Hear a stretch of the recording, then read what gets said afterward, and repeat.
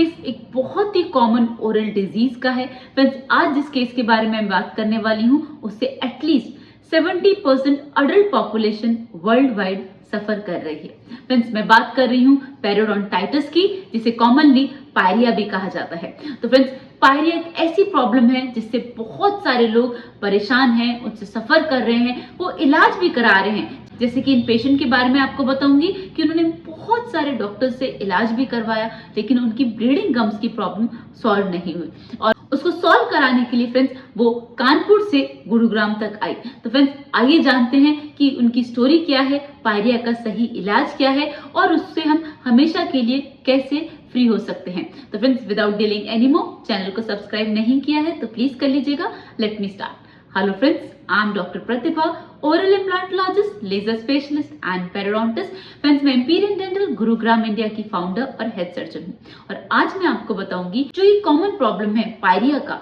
इसका सही इलाज क्या है और क्यों बहुत ज्यादा पेशेंट इससे सफर कर रहे हैं। फ्रेंड्स, पायरिया एक ऐसी बीमारी है कि जो अगर टूथ से गम सरफेस पे चली गई तो दांतों की सफाई इसका इलाज नहीं है। तो जैसे कि ये पेशेंट के बारे में बताने वाली हूँ, इन्होंने भी बहुत बार दांतों की सफाई करवाई, बार बार अलग अलग डॉक्टर्स के पास गए, उन्होंने बताया उनको कि मुझे ब्लीडिंग गम्स की प्रॉब्लम है, फिर भी उनकी प्रॉब्लम सॉल्व नहीं हो रही थी। दांतों की सफाई करवाने के बाद भी प्रॉब्लम उनकी सॉल्व नहीं हो रही थी। फिर उन्होंने मुझसे कांटेक्ट किया।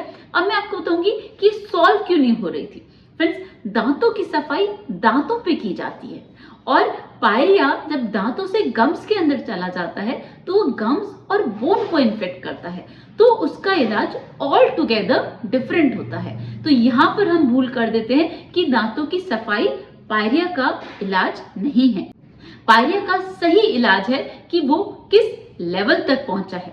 अगर इन्फेक्शन दांतों से गम लेवल पर पहुंचा है तो आपको गम्स के अगर साइन एंड सिम्टम्स दिख रहे हैं कि गम्स में स्वेलिंग है, वहां का कलर जो कोरल पिंक होना था अब गम्स का कलर रेड कलर का दिख रहा है, जो गम्स टूथ को टाइटली कवर करने थे अब उनमें स्पेस है और ब्लीडिंग हो रही है। तो फ्रेंड्स, अगर ये 4 सिम्टम दिख रहे हैं दैट मीन्स अभी गम डिजीज है, उसे जिंजिवाइटिस कहा जाता है और जिंजिवाइटिस का सही ट्रीटमेंट होता है scaling, root planing along with curettage. That means scaling होती है सिर्फ दांत के सरफेस पे, रूट प्लेनिंग होती है दांतों की जड़ों पे, ऑलराइट, और क्यूरेटाज होता है गम्स की इनर लाइनिंग पे। तो जब ये तीनों स्टेप मिलते हैं तो फ्रेंड्स तब ट्रीटमेंट होता है गम डिजीज का, जिंजिवाइटिस का, ऑलराइट। इसके बाद जब गम से इन्फेक्शन बोन पे चला जाता है तब वो कन्वर्ट हो जाता है पेरियोडोंटाइटिस में, ऑलराइट। पेरियोडोंटाइटिस मतलब बोन का इन्फेक्शन भी। तो अभी इन्फेक्शन कहाँ कहाँ है? टूथ सरफेस पे, टूथ की रूट्स पे, गम्स में एंड बोन में। तो इसका ट्रीटमेंट क्या होता है फ्रेंड्स? इसका ट्रीटमेंट होता है flap surgery along with hard and soft tissue regeneration.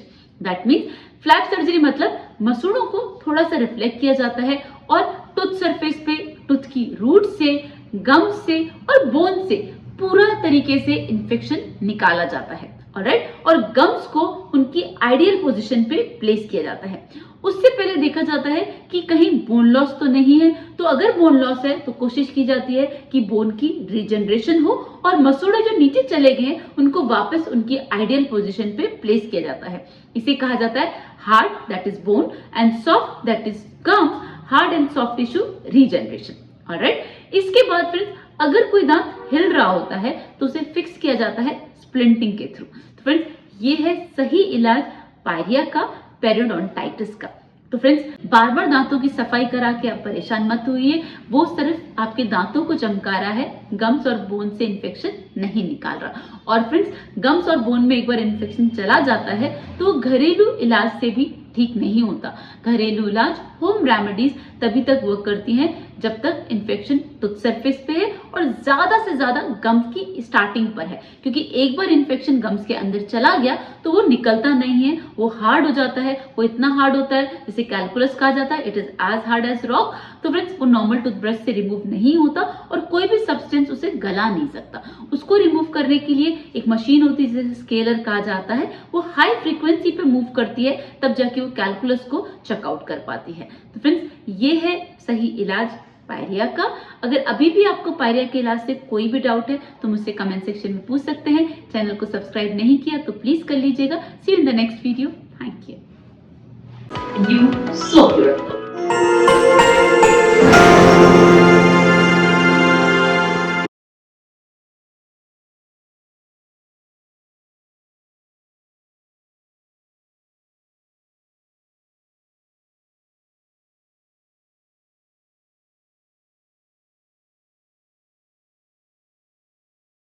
Hello everyone, मेरा नाम नेहा सिंह है। मैं कानपुर से आई हूँ और मुझे गम ब्लीडिंग की प्रॉब्लम बहुत टाइम से हो रही है। मैंने बहुत जगह दिखाया इस चीज़ को, बट इसका कोई परमानेंट सोल्यूशन नहीं मिला। देन मैंने मैम का यूट्यूब चैनल चेकआउट किया। उसमें मुझे पता चला कि इसका परमानेंट सोल्यूशन एग्जिस्ट करता है। देन मैं मैम के यहाँ विज़िट करने आई। उसके बाद फिर मेरा इसका परमानेंट सोल्यूशन मिल गया और मैं इससे बहुत हैप्पी हूँ। Thank you so much.